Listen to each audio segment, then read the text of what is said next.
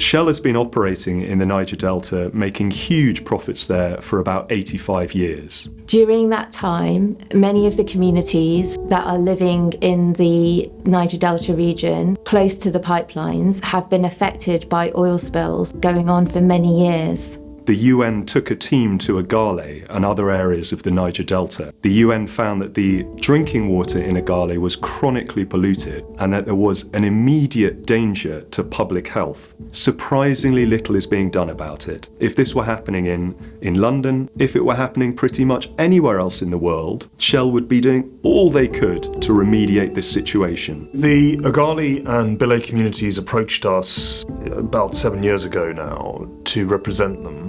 They were clear that if they tried to pursue the case through the Nigerian courts, that they simply wouldn't get remedy. So they asked us to take the fight against the parent company, Shell plc, in London.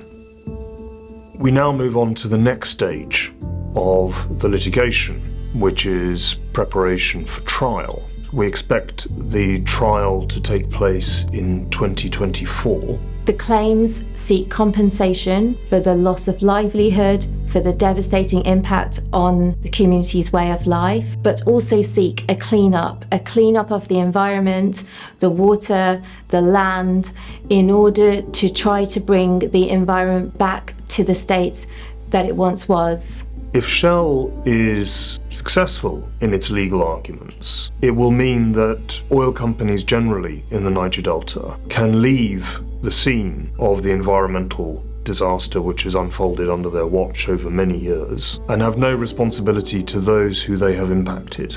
At a time when the world is so focused on a just transition away from fossil fuels and the burden of climate change is falling disproportionately on countries in the global south, our clients ask whether Shell should be allowed to leave the Niger Delta region without cleaning up the pollution that has so impacted their lives.